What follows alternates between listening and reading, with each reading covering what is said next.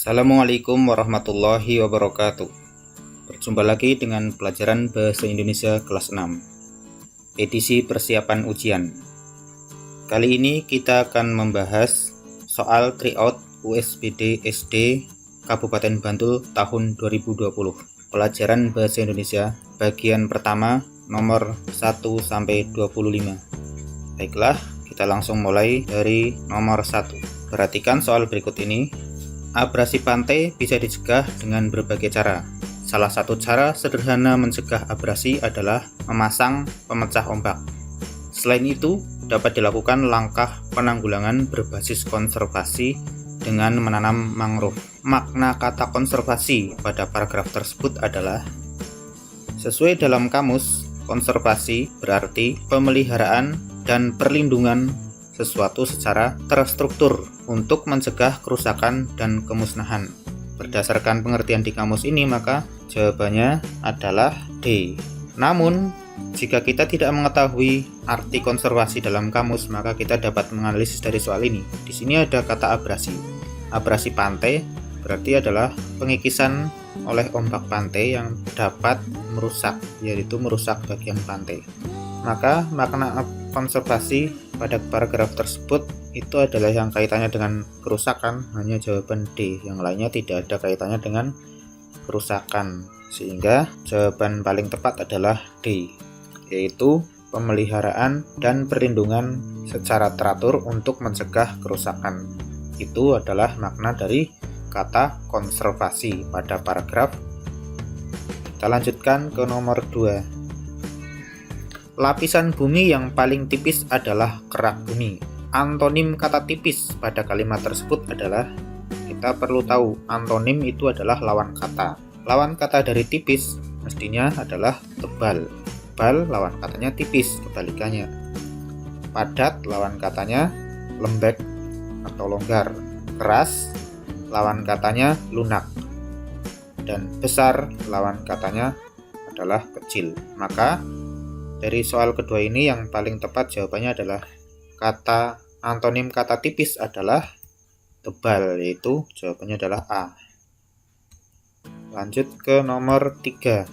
Ada paragraf yang ditanya, mengapa pada saat demam urin akan lebih sedikit dan berwarna keruh? Saat demam urin akan lebih sedikit dan berwarna keruh karena jawabannya sebenarnya tersedia di sini jawabannya. Urin akan lebih sedikit dan berwarna keruh. Hal tersebut disebabkan karena banyaknya cairan yang keluar dari dalam tubuh.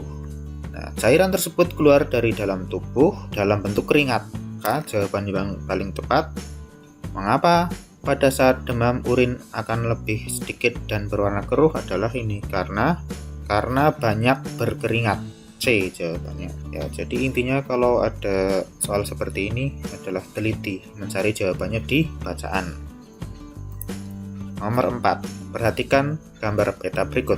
Nah, ini adalah peta kota Yogyakarta yang merupakan wilayah terkecil di DIY. Nah, ini kota yang terkecil berarti adalah nomor 1. Kemudian letak kota Yogyakarta berada di sebelah selatan kabupaten di mana Gunung Merapi berada. Ingat, untuk peta mesti bagian atas adalah utara, maka bagian selatannya yang ada Gunung Merapi adalah kota Yogyakarta, berarti bagian utaranya ini nomor 3, di mana Gunung Merapi terletak, atau wilayah Sleman, berarti itu adalah nomor 3, jawabannya C. Lanjut ke nomor 5. Nah, ini ada paragraf yang terdiri dari 4 kalimat yang ditanyakan. Kalimat utama paragraf tersebut terdapat pada kalimat nomor.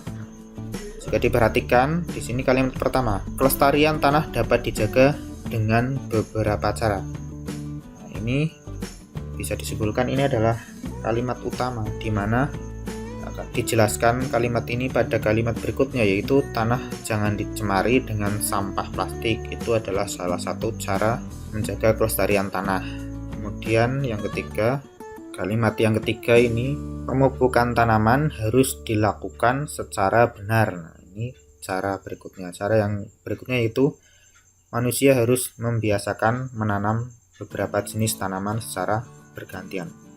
Maka kalimat utama paragraf tersebut terdapat pada kalimat nomor 1 ya ini, di mana kalimat ini dijelaskan oleh kalimat-kalimat berikutnya. Jawabannya adalah A. Nomor 6. Sebelum tahun 1908, persatuan dan kesatuan di Indonesia masih kurang. Perjuangan melawan penjajah masih bersifat kedaerahan. Bangsa Indonesia kalah dalam persenjataan dan teknik perang. Itulah penyebab kegagalan perjuangan bangsa Indonesia melawan penjajah. Ide pokok paragraf tersebut adalah, ide pokok itu biasanya terletak di kalimat utama. Kalimat utama dalam paragraf di sini adalah seperti kesimpulan, yaitu di kalimat terakhir. Itulah penyebab kegagalan perjuangan bangsa Indonesia melawan penjajah. Sedangkan kalimat-kalimat sebelumnya adalah merupakan penyebab-penyebabnya. Kesimpulannya di kalimat terakhir. Jadi, ide pokok paragraf tersebut ada di kalimat terakhir. Maka ide pokoknya adalah yang berkaitan dengan penyebab kegagalan melawan penjajah. Itu jawabannya D. Langsung ke nomor 7. Nomor 7 yang ditanyakan adalah ringkasan paragraf tersebut adalah, seperti kita ketahui, ringkasan itu adalah keseluruhan dari isi teks tetapi dalam bentuk ringkas, mewakili isi teks. Jadi beda ya dengan kalimat utama atau ide pokok. Kalau ide pokok lebih singkat lagi. Jika diperhatikan, dari semua jawaban ini yang mewakili semua adalah jawaban B, di mana di sini ada faktor geografis. Itu menimbulkan perbedaan pada bentuk. Ini faktor geografis ada, bentuk ini juga ada, bahan bangunan ini juga ada, dan bagian-bagian rumah adat. Jadi jawaban yang paling tepat adalah B. Nomor 8. Diperhatikan peta wilayah daerah istimewa Yogyakarta (DIY) berikut. Bandara Yogyakarta International Airport atau YIA terletak di Kabupaten Kulon Progo, tepatnya di pinggir pantai Gelagah yang indah. Dijelaskan lagi bahwa Kabupaten Kulon Progo merupakan kabupaten paling barat di DIY. Maka letak Bandara YIA berdasarkan peta tersebut berada di, ingat ini utara, berarti sini timur, selatan, barat. Nah, Kabupaten Kulon Progo di mana Bandara YIA terletak adalah di kabupaten paling barat. Paling barat berarti adalah ini. Nomor 4. Maka letak Bandara YIA berdasarkan peta tersebut berada pada nomor 4, yaitu C. Nomor 9. Pernyataan yang sesuai dengan paragraf tersebut adalah A. Banjir menyisakan genangan dan bongkahan. Ini masih kurang sesuai karena di sini genangan dan bongkahan, sementara di sini hanya genangan dan bongkahan. Kemudian yang B, hujan lebat menjadi penyebab terjadinya banjir bandang. Di sini memang ada pernyataan hujan lebat. Tapi yang menyebabkan banjir bandang bukan hanya hujan lebat, tetapi hujan lebat yang turun di daerah hulu. Jadi masih kurang tepat. Sementara yang C, banjir bandang datang secara tiba-tiba dan berlangsung singkat. Nah, ini justru ada di sini. Kedatangan banjir bandang tidak dapat diprediksi karena terjadi secara tiba-tiba, ada kan secara tiba-tiba. Kemudian waktu kejadian banjir bandang relatif singkat. Ini juga ada berlangsung singkat. Sementara yang D, bongkahan-bongkahan besar merupakan sisa setelah banjir bandang terjadi. Di sini ada bongkahan-bongkahan tapi tidak disebutkan besar. Jadi jawaban yang paling tepat adalah C. Pernyataan yang sesuai dengan paragraf tersebut adalah banjir bandang datang secara tiba-tiba dan berlangsung singkat. Nomor 10. Jenis paragraf tersebut adalah, untuk mengetahui ini jenis paragraf apa, maka kita harus tahu jenis-jenis paragraf. Narasi ini merupakan paragraf yang memaparkan kronologis atau cerita. Jadi ada urutannya, kejadiannya secara urut. Sementara deskripsi itu paragraf gambaran atau pengamatan atau menceritakan, menggambarkan sesuatu objek atau tempat secara detail agar seolah-olah pembaca melihatnya. Sementara eksposisi adalah paragraf pemaparan dengan penjelasan lebih rinci, biasanya diakhiri kesimpulan.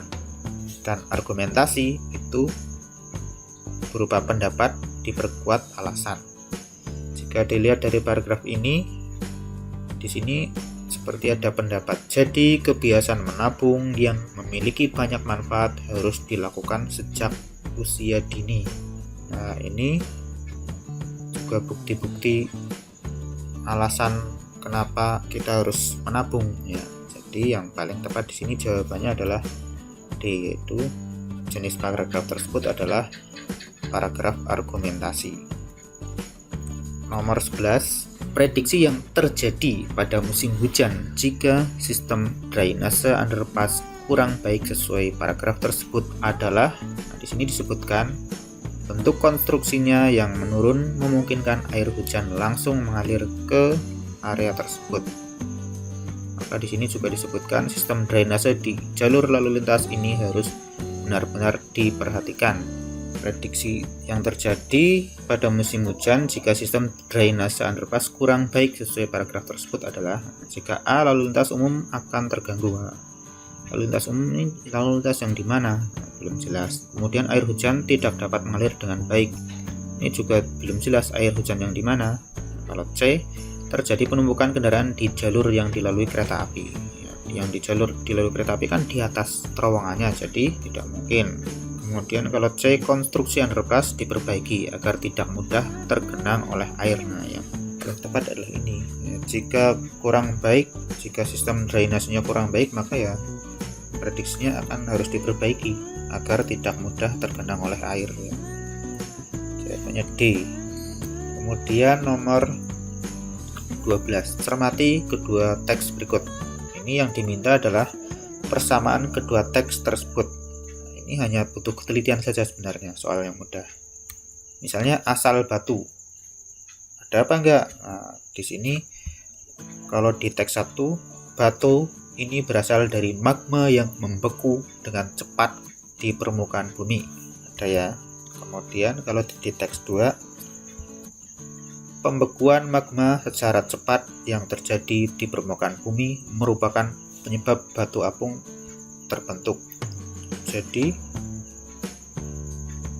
batu obsidian dan batu apung sama-sama terbentuk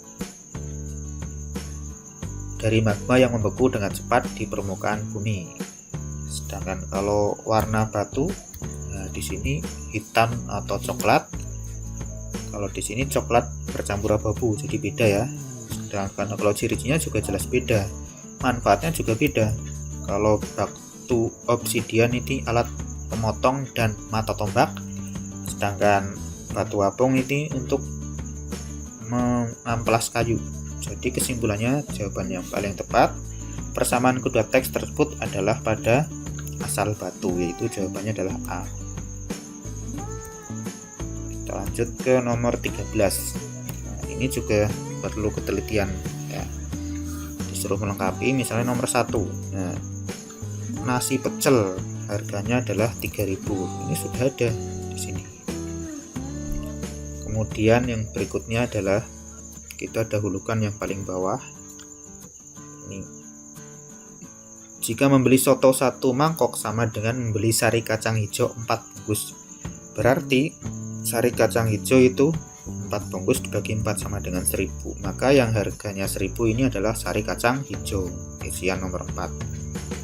Selanjutnya adalah untuk isian nomor 2. Harga jus jambu 2 kali harga sari kacang hijau. Berarti 1.000 dikalikan 2. Ketemunya yang harga 2.000 adalah jus jambu.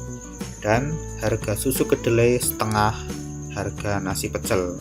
Nah, nasi pecelnya 3.000 ini ya. Maka harga susu kedelai adalah 1.500. Setelah seperti ini tinggal dipindahkan. Nah, ini nomor 1 3.000. Nomor 2 adalah jus jambu. Nomor 3 adalah 1.500. Nah, sampai di sini sebenarnya sudah yakin jawabannya mesti B, tetapi masih bisa dilanjut juga. Nah, karena yang lain ini beda ya, tapi masih bisa dilanjut juga sampai ke nomor 4, yaitu sari kacang hijau. Maka jawaban soal ini adalah B. Selanjutnya nomor 14. Sinonim kata menumbangkan dalam kalimat tersebut adalah, di sini kan kalimatnya pebulu tangkis Indonesia berhasil menumbangkan para pemimpin dari luar negeri. Para pemain dari luar negeri. Menumbangkan dalam pertandingan olahraga ya lebih bersinonim, atau sinonim itu persamaan kata ya, lebih bersinonim dengan mengalahkan, yaitu B. Walaupun ini merobohkan, menjatuhkan, menggulingkan juga bersinonim sebenarnya dengan kata menumbangkan, akan tetapi yang paling tepat adalah B, mengalahkan. Nomor 15, ini ada paragraf yang ditanyakan bagaimana cara manusia menggunakan alat pencatat gelombang untuk mengukur kedalaman laut. Ini juga perlu ketelitian. Kita analisis jawabannya. Nah, di sini ada pencatat gelombang yang dipancarkan ke dalam laut. Kemudian waktu yang dibutuhkan untuk memancar dan memantul kembali ke kapal harus dicatat. Nah, yang sesuai ini adalah A. Menghitung waktu yang digunakan mulai gelombang bunyi dipancarkan sampai memantul kembali ke kapal, itu yang nanti dicatat. Jawabannya adalah A.